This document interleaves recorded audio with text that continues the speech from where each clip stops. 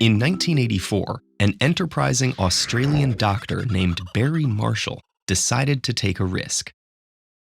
Too many of his patients were complaining of severe abdominal pain due to stomach ulcers, which are sores in the lining of the upper intestinal tract. At the time, few effective treatments for ulcers existed, and many sufferers required hospitalization or even surgery.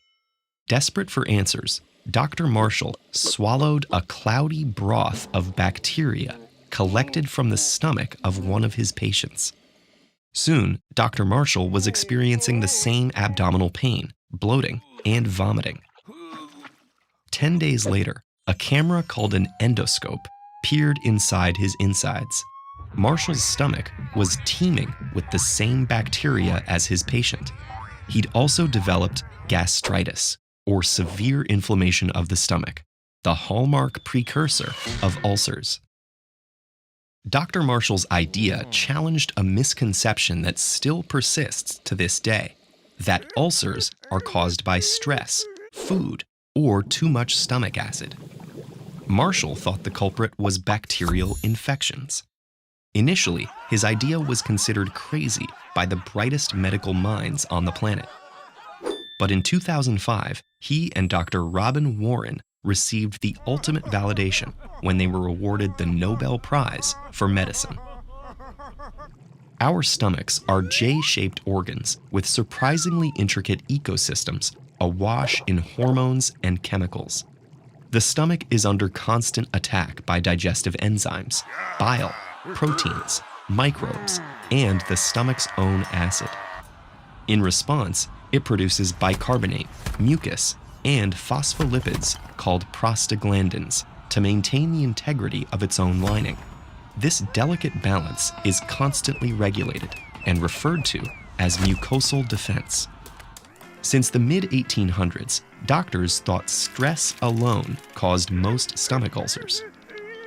Patients were given antidepressants or tranquilizers and told to visit health spas. This belief eventually shifted to the related notion of spicy foods and stress as culprits. Yet no convincing study has ever demonstrated that emotional upset, psychological distress, or spicy food directly causes ulcer disease. By the mid-20th century, it was widely accepted that excess hydrochloric acid prompted the stomach to eat itself. Fervent proponents of this idea were referred to as the acid mafia. The biggest hole in this theory was that antacids only provide temporary relief. We now know that some rare ulcers are indeed caused by too much hydrochloric acid, but they make up less than 1% of all cases. Dr. Marshall and Dr. Warren pinpointed a spiral-shaped bacteria called Helicobacter pylori, or H. pylori, as the real offender. H. pylori is one of humanity's oldest and most frequent companions, having joined us at least 50,000 years ago, and now found in 50% of people. Previously, we thought the stomach was sterile on account of it being such an acidic, hostile environment. Yet H. pylori survives the acidic turmoil of the stomach with a variety of features that disrupt mucosal defense in its favor. For example, it produces an enzyme called urease that helps protect it from the surrounding gastric acid. H. pylori can make over 1,500 proteins, many of which are dedicated to maximizing its virulence. We still have unanswered questions, like why specific people develop ulcers at particular times. However, we do know individual genetics, other medical problems, use of certain medications, smoking, and the genetic diversity of Helicobacter strains all play a role. In particular, certain pain medications used to reduce inflammation in joints have been discovered to work with H. pylori to create more severe stomach ulcers.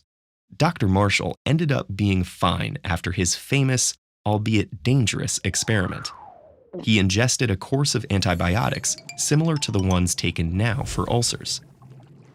To be treated by simple antibiotics is a modern triumph for a disease that previously needed surgery. Marshall's work also reminded us that scientific progress is not always smooth, but there's value in trusting your proverbial, and sometimes literal, gut. Did you enjoy this lesson? If so, please consider supporting our nonprofit mission by visiting patreon.com/TEDEd.